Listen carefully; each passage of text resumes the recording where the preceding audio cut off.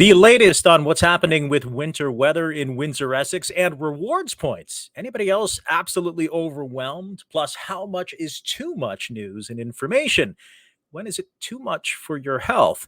And looking at Windsor, Essex, high in the sky, my featured guest tonight talks a little bit about those buzzing mechanical objects that you see high above your heads and why it could be beneficial for Windsor, Essex heading into the future to market our area. This is the Arms Bumanlag project, and it starts right now.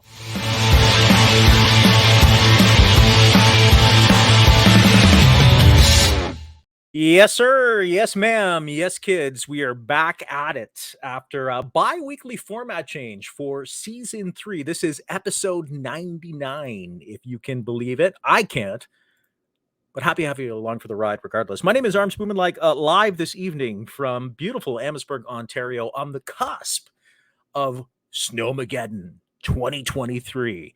Have we not had just a very mild winter so far? I mean, notwithstanding the bitterly cold stretch heading into Christmas. Do you remember how freaking cold it was? And how much snow we got? It was like a Christmas Eve into Christmas. And then it got really warm after the new year. And I have been actually enjoying it. I have been one of the people that, every time there's a snowfall, I'm out in our driveway and I'm grumbling. I mean, we have a snowblower. My friend Paul was lucky enough to just give me his old snowblower. But I'm the guy that's out there when it snows and I'm just complaining. I hate the freaking snow. Hate it. Don't like the cold. Can't be bothered with the cold. I often say to my wife, Carrie, my God, why are we still in Windsor? We should be in Arizona. But I'm not a fan of the cold. And we have some snow on the way. We'll get to that in the next couple of minutes. Talk about what's happening on radar, of all things. A lot of people have been asking, hey, Arms, when there's like weather, can you do some weather things? I said, yeah, okay, I'll dive back into the weather realm. We'll do that tonight. Also talk a little bit about another frustration from the husband file, reward points and programs that you may be subscribed to. They always say, do you have a loyalty card? We'll talk a little bit more about some changes coming to a popular program. And also want to talk a little bit about doom scrolling, doom viewing, and the endless barrage of bad news and how it's not good for your health, which we all knew. Plus, tonight we'll talk to Mike Chase, who is going to be my guest this evening. He's going to dive into the realm of aerial drones and why they're so crucial to what Windsor Essex needs to achieve from a marketing standpoint for this area over the next little bit, and some interesting things you may not have known about the whole topic of drones. But first, let's get to winter returning to Windsor and Essex County. It is going to be an interesting 24 hours as we continue to take a look at what's happening at radar this evening. And a lot of people talking about this, where this is going to take us. Well, we're going to take a look at that radar here. This is the latest from Click on Detroit, WDIV. This is the best I do. I don't have the multi-million-dollar weather system, but let's talk a little bit about what's happening here. You can see some of that precipitation already starting to come up from the Gulf of Mexico. New Orleans getting some severe rain and some thunderstorms. You can see that swath of precipitation crossing right through New Orleans, making its way into northern Florida, into the Tallahassee area. And as this counterclockwise motion from this low continues from the Gulf of Mexico, it's picking up a lot of moisture that's going to translate itself into, as we zoom right into the Great Lakes, some snow. As the temperature starts to drop here over the next little bit, let's bring up some layers here and take a look at some current conditions. Overall, you can see that we have a decent sky out there. It's mostly clear, but that's going to change over the next little bit as that precipitation in the form of snow and flurries and some ice, that transition period between that rain and snow, you can see that moving up right through Cincinnati. That starts to happen overnight in the Ohio Valley. Now, what that means for Windsor, Essex, well, temperatures right now still around the freezing mark out there. As we move into what we can expect over the next little bit for Windsor and Essex County, it's going to be a slippery commute all the way in to Windsor, Essex for tomorrow. So that snow is going to ramp up overnight. We could see anywhere between 5 to 15 centimeters of this when this is all said and done. And we'll also take a look at some slippery roads. So we're looking at the bulk of the snowfall to really start for the morning drive-in. So I wouldn't be surprised if some school buses will be canceled tomorrow And we're also looking at a lot of this going to continue through the course of the day. So the bulk of the snowfall is really going to happen between 10 a.m. and 4 p.m. tomorrow. So again, we're expecting anywhere between the lower side, 5 centimeters up to about 15 centimeters coming off the lake. Zoom right into Windsor, Essex here. As you can see, current radar conditions actually not too bad, but that will ramp up overnight. So the temperatures are really going to drop off over the next little bit. Then we're going to see a return to hopefully some decent weather as we move into the course of the weekend. Not the best kind of forecast to hear, but you can expect a slippery drive with snowy conditions, icy conditions that commute to and from work tomorrow. If you're working at the office, at your workplace, dropping the kids off to school, again, tune into your local radio stations. They'll probably have the latest by 6 o'clock of whether or not the buses are running tomorrow because of road conditions. So that will be something to keep an eye out for the next little bit. Let's go to some Facebook comments before we move on to our first topic of this evening. Melissa says, yeah, I hate the snow. You know what I used to say about the snow when I was doing the weather? Snow is an acronym for stuff no one wants. Okay. Again, I hate the snow. Hate it. Marianne says, yuck. Yeah. I just, like Liam likes to get out in the snow, and we have a toboggan that has been sitting in our garage. I think we actually got it. Somebody gave it to him before Liam was born. So that would have been like almost 5 years ago now. And we don't really go tobogganing that much. I mean, we've had some really warm and mild winters, but we have a hill right down the road from us where we live. And if the weather's okay, I will take him tobogganing. I think that is a rite of passage for any young lad, especially around the 5-year-old mark. Mima says, everybody be safe. There's not a lot of good drivers. Buh, you're telling me. And that's the thing, right? So I think most of us can drive okay in the snow, but generally speaking, it's the other people you have to worry about. You know, especially when you're bringing people in, especially the county roads suck too. I mean, bless the county of Essex for doing what they can do in terms of salting roadways. But my God, the roads are terrible half the time. Anne Marie says, my dog loves the snow, and if he's happy, I'm happy. Yeah, the pooches will enjoy the snow. My parents used to have a massive Siberian Husky. He had passed just before COVID, Gladiator. I used to talk about him all the time on air. He was looked like a dire wolf from Game of Thrones. But this dog was the most gentle dog you could ever know. And this dog loved the snow. I mean, it's a Husky. Makes sense. Damon says, hopefully the system will go by fast. I hate this time of year. Yeah, man. I got a couple of people that I know who have got the heck out of Dodge, and they're down in Mexico right now. And my wife sees these people post their selfies at poolside. She's like, wait, that should be us. I'm like, we have 2 kids. It's not going to be us for a while. But yeah, I'm just not a fan of the snow. I mean, give me the 100-degree weather and I'm happy. That's the Filipino in me. I'm a happy guy. Soak up the sun and enjoy the warmth. I mean, I live for the summertime. It's just easy. It's easy to go do things when it's hot out. You just slap on some sandals. You're out the door. Start up the car. You don't got to scraping off the car. And the snow is the absolute worst ever. I take that back. Getting a text from your wife saying that she's too cold and she wants the car scraped off while she's waiting for the car to warm up in the car is the worst ever. True story. Carrie texted me last snowstorm. It was around Christmas. She goes, I'm too cold. I don't know where the scraper is. Can you come out? I'm like, really? Woman, you've got to prepare for these things. So I'm out there swearing under my breath, trying to scrape off the freaking windshield and the joys of being married. Right? Marianne says, I drove from Lake Erie in Colchester to Alette in Riverside. I hate the drive. That is a hike. If you're taking Howard or if you're taking Walker Road in, Colchester, beautiful area. Got family out in Colchester. We do a lot of business out in Colchester. I love Colchester, but that's a hike. That is a hike. Anne-Marie says, I get told all the time, we live in Canada. We should be used to it.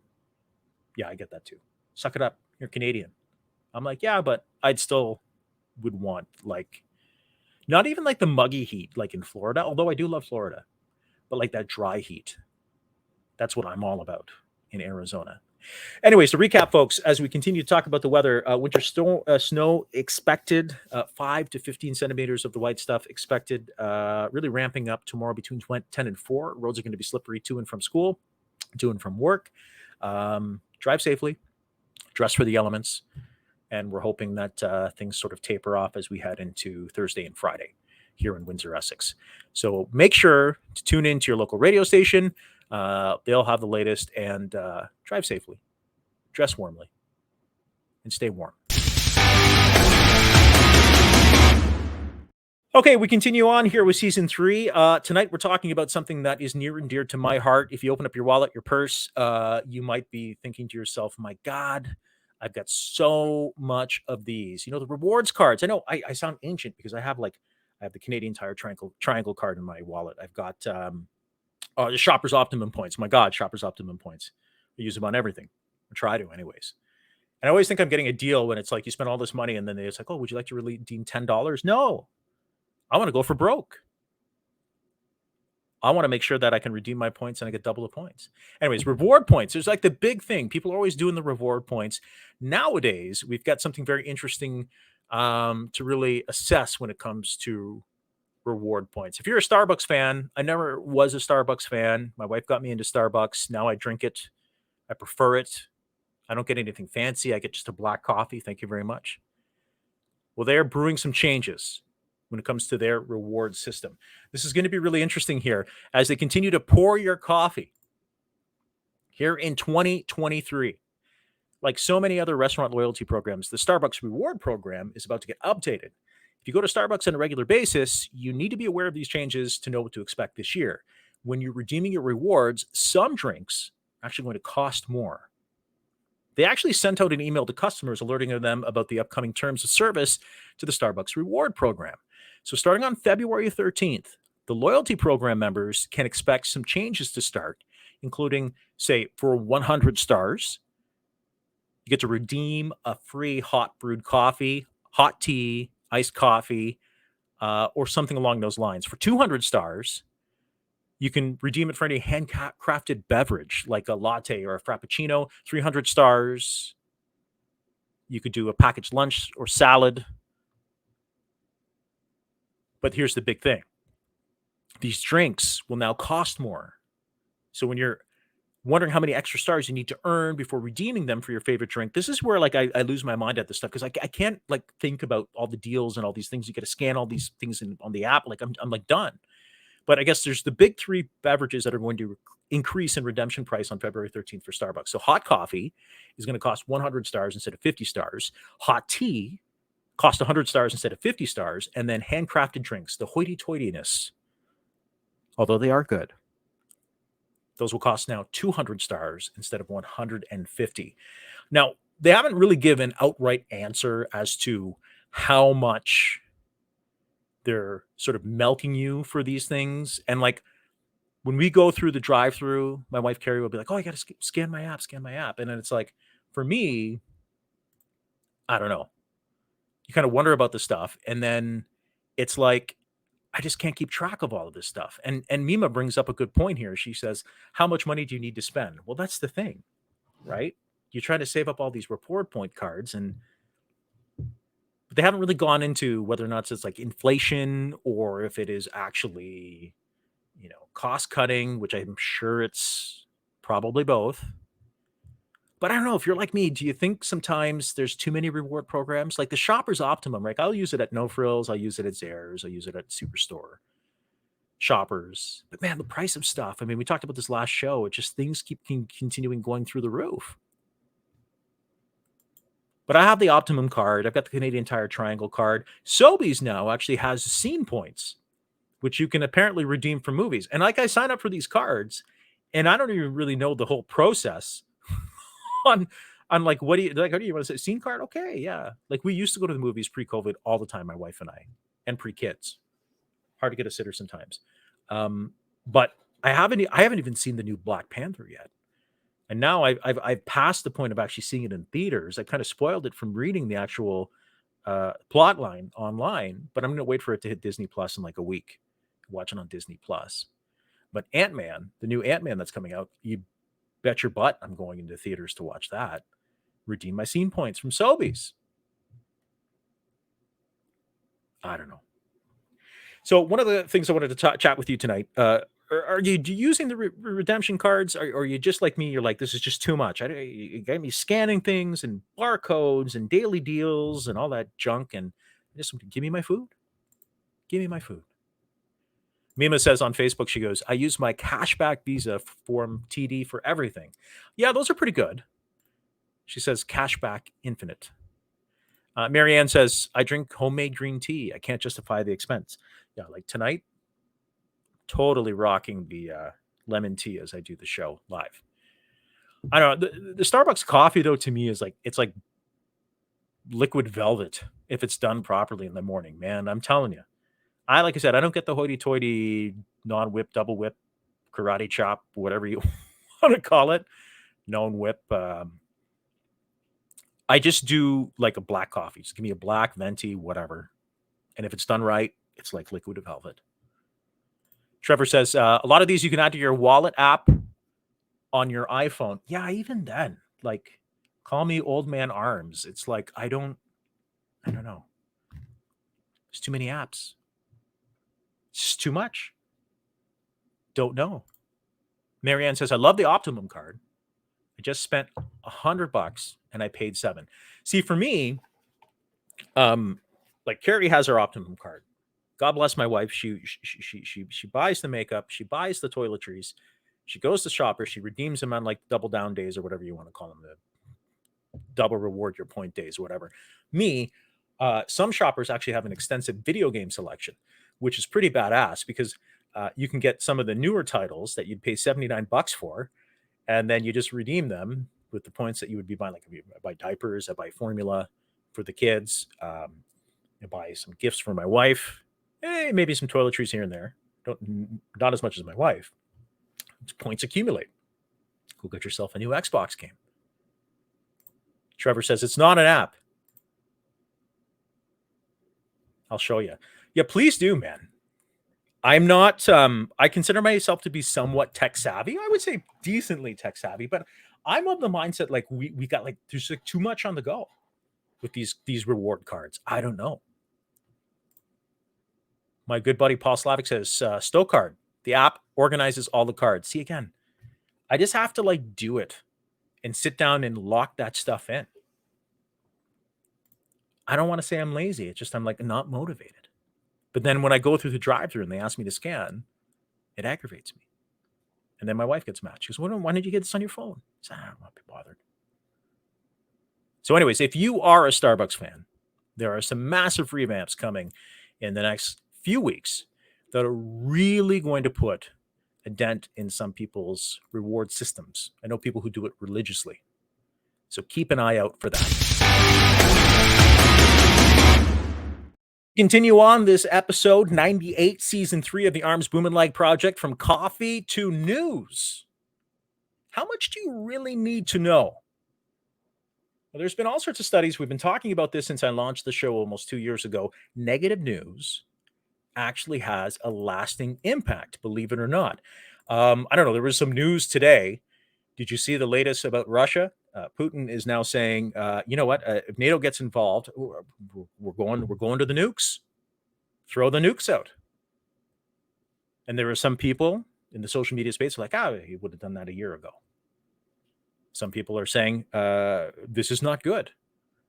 Other people are saying, look at the doomsday clock. There was an article I saw on Yahoo News just before we went live tonight that they're moved it now 90 seconds to midnight. So they have this clock, and it's supposed to signal if it's high noon on the clock, it indicates the destruction of humanity as we know it. And now the scientists and all the people who are much smarter than you and I, they moved the clock 90 seconds to midnight. They're saying the threat of nuclear war is vast. And here I am, I'm saying, my God, like you can doom scroll so much in 2023. In 2022, you could. In 2020, let's face it, the last 3 to 4 years, you could spend a big portion doom scrolling or doom watching. But I found this really interesting because there's a study that came out by UPI.com, and they specify in health news. They say that there's a study that's found that 61% of people with severe levels of problematic news watching reported that they feel sickly quite a bit or, quote, very much, compared to 6% of other people. Now, from the pandemic to, they talked about monkeypox, to the Russian invasion to Ukraine, the endless barrage of shootings, mass shootings, school shootings, devastating fires, any kind of natural disaster calamity. We all know that there's been no lack of doom and gloom lately. And, folks are glued to the news. They watch the news to see something. But for more than 16% of people, however, compulsive news watching can be seriously problematic and is linked to a host of physical and mental health woes, according to this study. Really interesting. They say that for individuals who find themselves constantly thinking about and checking the news consumption may be having a more negative impact on their well being than they realize. This is according to some of the universities who have put this study to the test. People who reported high levels of problematic news watching experience great stress over prolonged periods. This leads to consistently high levels of inflammation that may have adverse effects on the individual's physical health. And things have likely gone from bad to worse with sort of the endless barrage and torrent of distressing news in recent years. COVID has been a huge factor.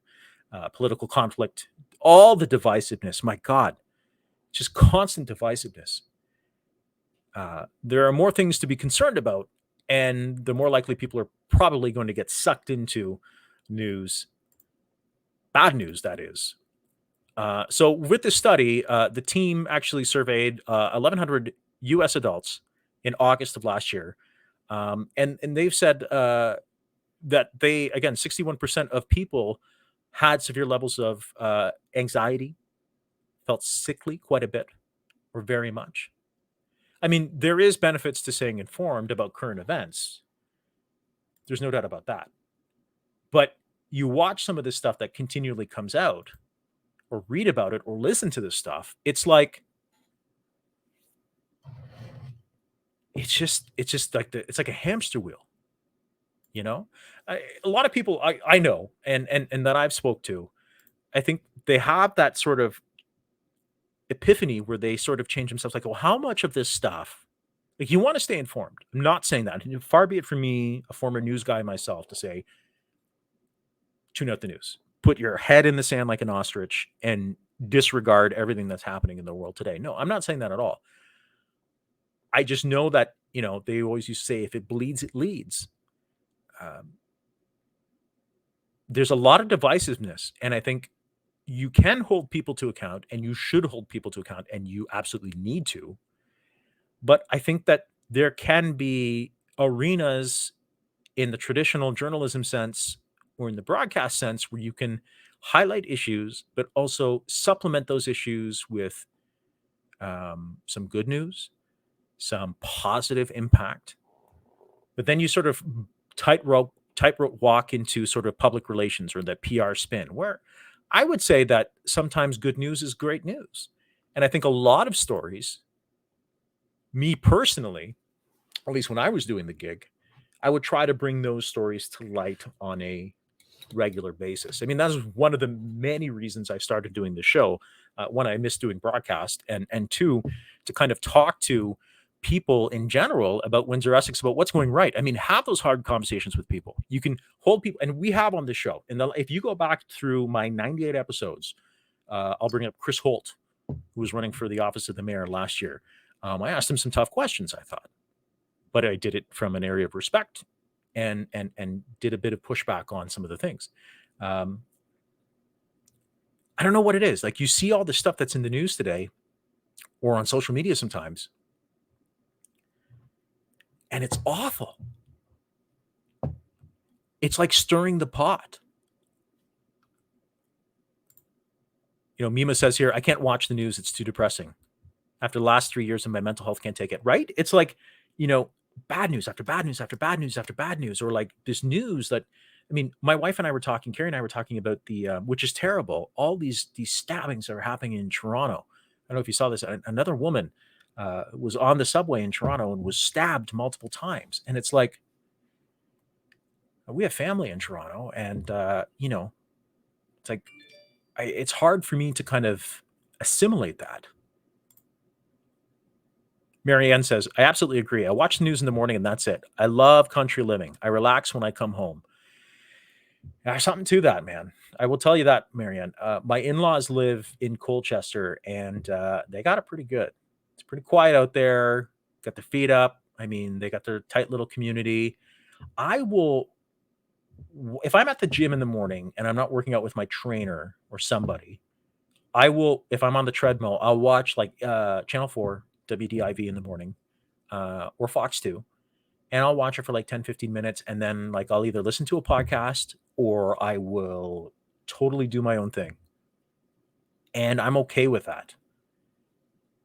If I really want to know the news from a global perspective, I'll dive into Reddit. But I'll very rarely tune into anything anymore because I don't find it's hyper local, if that makes sense. It's like if you're going to spend time putting on a product, whether it is some sort of audio or visual representation of this area, then you better stack it from start to finish with local content. Because I want to know what's happening in my city. I want to know what's happening in my region. I want to know about the people making change. I want to know about the good news of what's happening here. And there's not a lot of that anymore. Monica says, I've been limiting my news watching. I think a lot of people have. Mima says, I agree, Arms. Thank you. Monica, thanks for doing this, Arms. You're welcome. And thank you for watching or listening or watching after the fact. I enjoyed doing this show. And over the 2 years we've done it, this is season 3. Next week will be episode 100. I wanted to revamp the show. You know, when I first start doing the show, I wanted to bring on people for the whole hour and kind of shoot the breeze, see how they're doing. People you may have known, people you may not have known. Talking heads that you'll see on the traditional news outlets, but really dive deeper. I think we've done that. And, you know, I've always been a sucker for sampling the audience and finding out what they want. And some of the feedback I've heard from people is like, yeah, we'll talk a little bit more about current events and kind of like shoot the breeze, more of a kind of like a Joe Rogan, but not, I guess, for this show. So I said, okay, I'd do it and try it out. And I enjoy doing it. I very much enjoy doing the show. It's fun. I am my own boss. The only person I really answer to is my wife after the show. She always critiques me, but it's just hard to read and watch the news because, like, you know, being a dad of 2 kids, I wondered like where the hell we're going with all of this. You know, inflation is just, I mean, we talked about this last episode, but it's god awful. And all of this hate and divisiveness and climate change issues, and these are all things that we have to address, but I just feel like civility and kindness, as hokey as it may seem to people, has gone out the freaking window. Not for all people. I think there's still some people, and we try to talk a little bit about it here. But it just goes back to, again, the study that I was talking about here on the program today is just, you know, they even say in the study, problematic news consumption can significantly contribute to feelings of depression, anxiety, which in turn can have serious effects on our physical health. But they say don't go cold turkey when it comes to the news. They say give it some time, you know, still balance it with what's right and what's not right. For me, it's like generally speaking, one, I never read the comment section on any local news because it's just like I don't get the anger. Like I get the anger, I guess, because I think people have plenty to be upset about. But arguing with somebody who you've never met online is just like trying to win a race in a canoe with no paddle.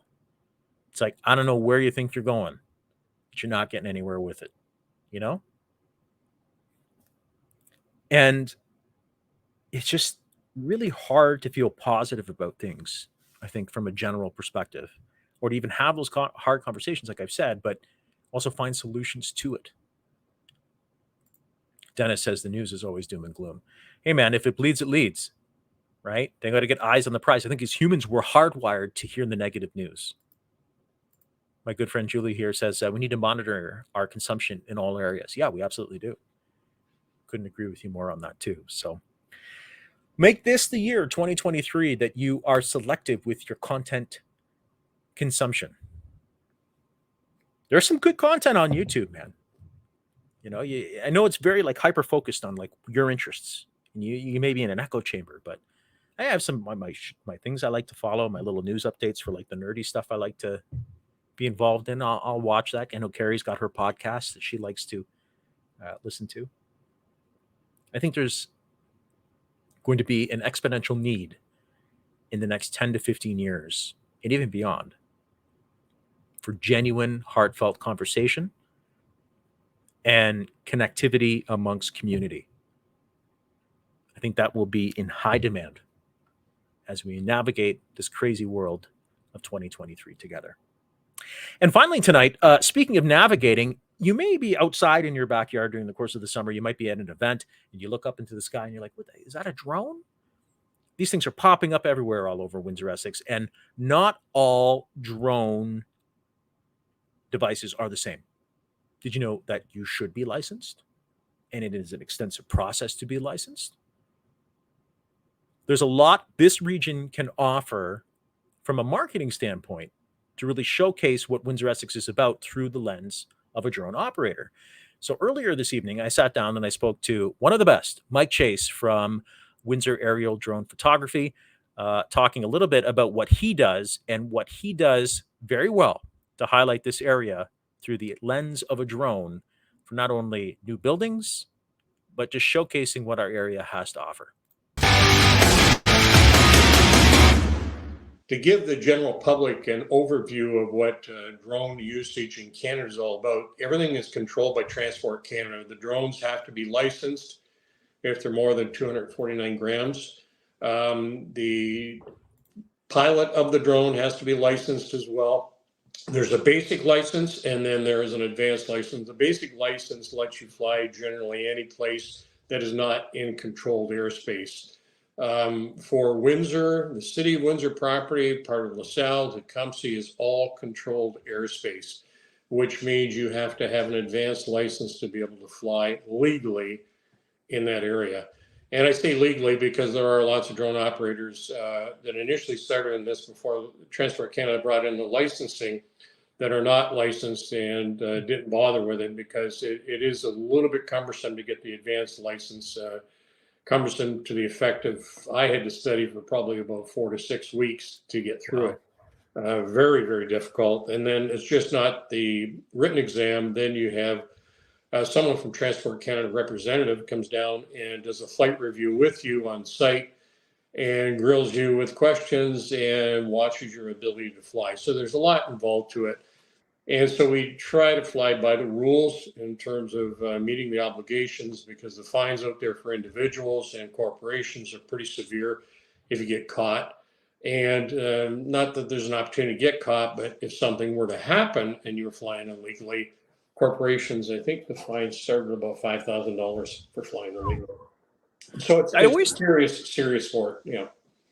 I always thought, Mike, that I mean, I don't want to say you're taking your life in your hands when you launch one of these bad boys into the air, but you got to kind of know like how to pilot these things because, out of all the times I've been with you when you've taken footage for some of the properties that I've listed, and some of the projects I've been involved in, I've always been amazed because it's not just like I think people think like drones. They think about like the stuff that dad might get for Christmas one year because he wants to mess around in the backyard and it's got like a cheap camera on it. No, like, dude, I always knew you were legit, but what was really shocking to me, it was about 3 months ago, we were doing some work on Dalhousie and you had a drone that launched another drone, which was incredible to me to see that. So this isn't like chump change when it comes to this equipment, when you've got a good drone operator, right? That's what people need to realize, that these are like high-tech devices that can scope out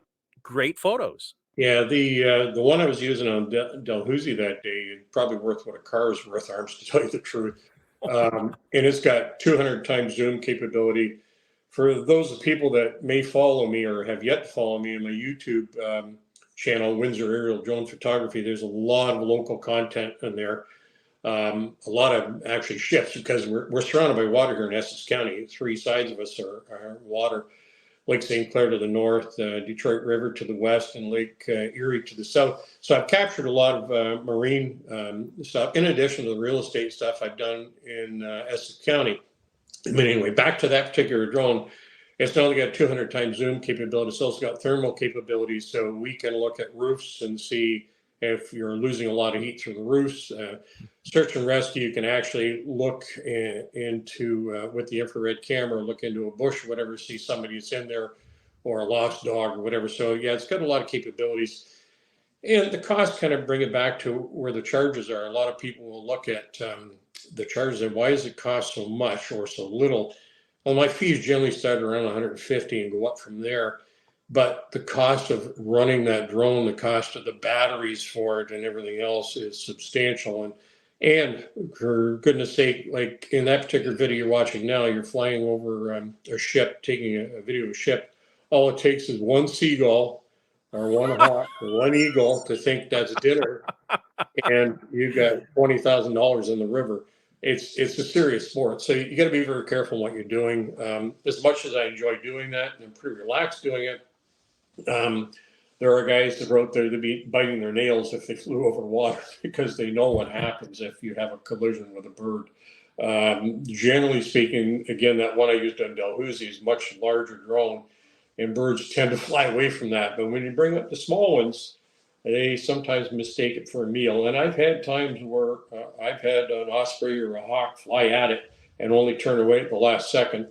And I'm saying, thank you for having your meal today and it not being the drone, because it would turn out to be a bad day. Well, I was just going to say, Mike, and that's some incredible footage there. And I'm happy to just kind of showcase that, because it really, in addition to a lot of the real estate work that you've done and you continue to do, and some of that sort of commercial marketing, residential marketing, business marketing that you do, I think it provides people who, pun intended, are on the ground level, they day to day, they're born and raised here, who may not be able to kind of grasp or even realize, like you touched base about how lucky we are to be surrounded by water and how many unique features. I know that you did some incredible work, not only on some of the projects that are happening here in Amherstburg over the next couple of years in terms of hotels coming to town, different developments, the new school, but something that I drive by and have driven by since I was in high school, but the quarry. And not realizing what the quarry really looked like. I mean, you just see these hills and some barbed wire fence and trucks coming in and out of there, but get some of that kind of aerial footage to see what's in our own backyard. I think it is pretty incredible to see, to show the scope and sometimes the beauty that I think is missing day to day here in Windsor, Essex. Yes, it's funny you say they bring up the quarry, because there's times where I've videoed things and I have it online and people will actually message me, can you do the quarry? Can you do this? Can you do that? And sure, I have no problem at all helping people if they want to get another vantage point. And on the point of the quarry, yes, there's two quarries online on my YouTube page. The old Amherst quarry, right here in town, and then the other one out on Howard. And once you go airborne with it, it's amazing and how large it is, how deep it is. And you only see that from the air, right? You'll never in 100 years see that driving by. So it offers a unique perspective. And there's a lot of people that like to get into it, the drones, and I encourage them by all means. If somebody wanted some tips or pointers, I've helped a few people out with it. I recently donated a drone to Air Cadet Squadron here in Windsor to help them get the ground, so to speak. I hate to use that pun, but they had an interest in drones, and I thought, you know what, I've got enough of them. I'm going to give them one to help them get going, because there's an interest. People that have an interest in flight, they get a little taste of flying that drone and then they're hooked. It's relatively simple to fly. My career with flying started actually probably almost 50 years ago, flying with the Air Cadets model aircraft back then. And then probably about 20 years ago, I should say, I was into remote control helicopters, and I learned how to fly the hard way with those over 7 years, and owning and rebuilding these things because they're extremely difficult to fly. So what got me into the hobby was a couple of years ago when COVID hit and my entertainment business took a real hit. I was basically twiddling my thumbs here at home, and I wanted something to do. And I looked at the drone, and I thought, you know what, that might be an interesting thing to get into. So I ended up getting one, and then one led to a second one, the second led to a third, the third led to a fourth, the fourth led to a fifth, and so on. Each time getting bigger, getting better. And you'll see as the footage, if you go back to some of my original videos from a couple of years ago on YouTube and or on Facebook, you'll see the quality's changed drastically, and that's all attributable to the type of drone I've got, and better equipment, better cameras, and so on and so forth. But today, anything you buy, the imagery is substantial. It's 4K, 5K. It's just phenomenal, the quality you'll get out of these things. What's crazy about this too, and kudos for folks who are listening to this after the fact or watching us here live this evening, Mike Chase, check out all of his content on Facebook. It is chock full of great information. Some of the ship footage that we showed you there is not only are you showcasing Windsor in a different light from the ships coming through. I know you have some phenomenal footage and photos of some of the cruise ships that have made their way just past Amherstburg. But I love the fact that you take the time to do a little bit of research. Like there's a little bit of pop-up trivia with, what's happening. It's almost like this mini news source. And I found it very helpful too, to kind of keep abreast of all the different changes that are happening, not only here in Amherstburg, but really across Windsor, Essex. And I think a good indication of that, Mike, was to kind of visualize the new hospital build, which is coming on 42, and to kind of give that, I mean, you drive by, you see the sign, you're like, okay, hopefully they're going to put shovels in the ground at some point during our lifetime. Yep. But to actually see the size of where this footprint of the new hospital is going to go, it is pretty incredible to kind of see that from high above. Right. The actually everything's on there. The new hospital property as it is, and I'll probably capture it as being built. The Amazon plant over off Central, that property's on there. Particular interest, Arms, is the Gordie Howe Bridge. A lot of people take interest in that bridge and how it's progressing. So I try to do every few months, I'll get over there and do a flyby around it or whatever. And it's just amazing to see the scope of that project. And it's going to be magnificent when it's done. I swear there'll probably be a lineup of photographers on opening day when they light that bridge up. You're going to be able to see it from probably Essex, Bell River, anywhere in the county because of the height. It's going to be up as high as the Rensen, I believe, as far as the finished height. So it's going to be spectacular. It's funny you should say that, my friend, because I was out in Walkerville having lunch about a week ago with a friend of mine.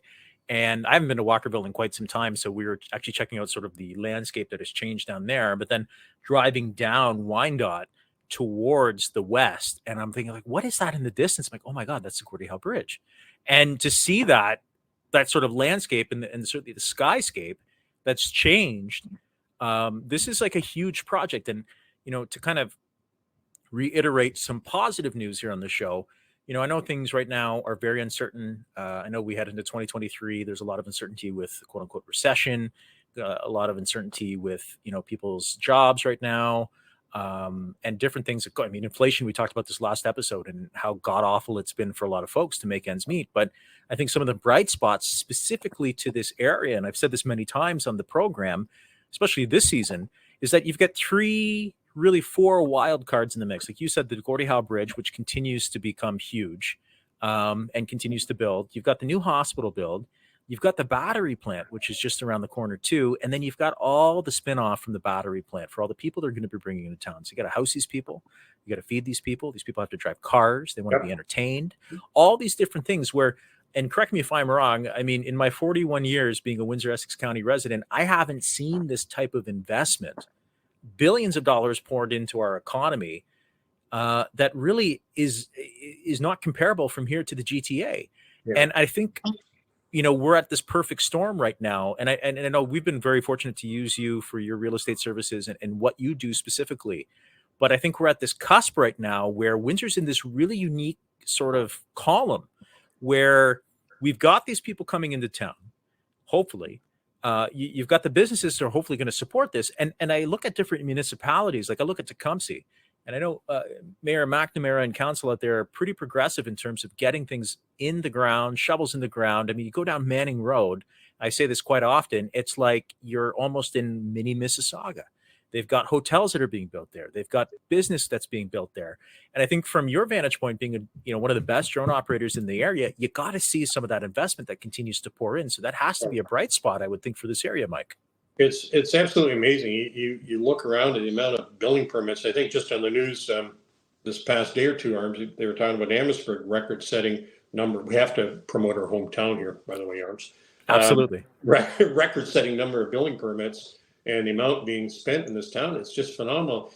And people that have looked online and watched me on Facebook or YouTube will see some of the new developments, the subdivisions, one over by you, actually a couple over by you, and there's more coming yet that haven't even been announced that as I do some work for some builders, I'm privy to. So it's going to be an interesting next few years, despite all the doom and gloom of the economy out there. It's just amazing the amount of building starts that are going on, homes and everything. And even LaSalle, some of the filming I've done, LaSalle, homes in there, $1-2 million. And like, where's the money coming from? Somebody's got it. We've got to be making it to be able to buy it or build it. So, yes, it's an interesting perspective when you look around. You see all the development. It's just, and then hopefully we're going to have enough employees for these, because you look at the greenhouses, they import people.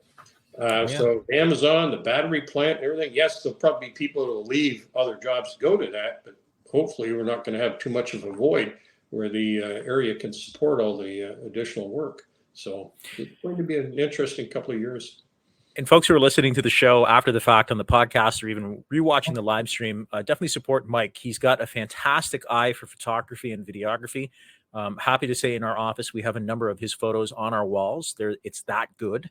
And I think they're sort of synonymous for what this area, specifically Amherstburg and the LaSalle area, is all about. And with that being said, Mike, I know that this is something that you hope to grow with this business and continue to kind of service not only folks in the building sector or builders or the real estate biz, but maybe providing your own services to special occasions and different things like that. Yeah. No, absolutely. I'm kind of up for anything at this point. I'm still in learning mode, I'll be honest with you, as far as photography goes. That's something you never get to be extremely proficient at. You're always learning, always looking for new opportunities. So I intend to grow with that as well. It's an enjoyable, I'll call it a hobby. I always say, pick a job you would like to do for a career, and you'll never work a day in your life. And it is an enjoyable thing. A little bit stressful when you're up in the sky, 300-400 feet in the air, and a flock of Canada geese are coming by, and no, please don't think I'm going to join you. You know what I mean? So there's some terrifying moments there where you feel the pit of your stomach going a little away, saying, "Oh no, not today, please, not today," and then they're gone. But so far, I've been incident free in probably thousands of flights, and I'd like to keep it that way.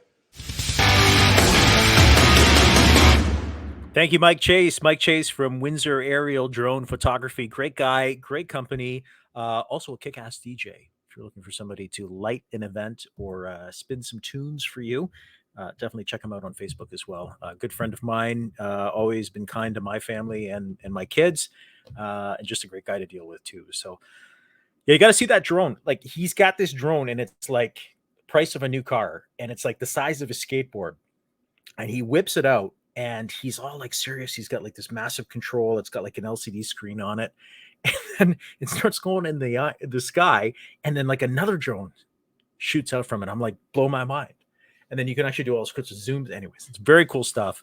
And I think it is something that is going to really revolutionize not only the way things are marketed, but some of the footage and some of the factoids he has in his videos on YouTube are absolutely incredible. We've got a lot of his videos on my Facebook page too, so make sure you check it out for yourself. Okay, boys and girls, ladies and gentlemen, that's going to do it for this edition of the show. Thank you so much for everybody commenting, watching the live stream. Robert down in Texas, former Windsorite. Hello, Windsor. Hope you're all doing well. Robert, you're sending us your precipitation in the form of some snow over the next 24 hours. We got some snow on the way. So about 5 to 15 centimeters expected. Heaviest stuff supposed to fall between 10 o'clock and 4 in the afternoon. Keep it tuned to your local radio station to see if the buses are canceled tomorrow morning. And if you're driving out tomorrow morning, for the love of God, please be safe on the roads. Simple as that. Monica says, thank you. No, thank you for watching the show. That's going to do it for episode 99, season 3 of the Arms Bumanlag project. We've got lots of previous content. If you've missed the show over the last couple of years, you can go to my YouTube channel, check it out for yourself. We'll be back with episode 100 in the month of February. Really looking forward to that. and some really great guests as we sort of tackle some of the news and commentary and current events here in the Windsor, Essex area. So thank you so much for watching. Appreciate it. Marianne says, thanks, Arms. Love this. Love you guys. Thank you for watching and supporting this show and good local news and content here in Windsor and Essex County. We'll be back in a couple of weeks. In the meantime, don't forget you can get all your local forecasts every morning on my Facebook page. And you can find all sorts of great content on my Facebook page 24/7. We're always on there. And when you communicate with me on there, you get me. So stay safe, stay warm. Thanks for watching the Arms Bumanlag Project.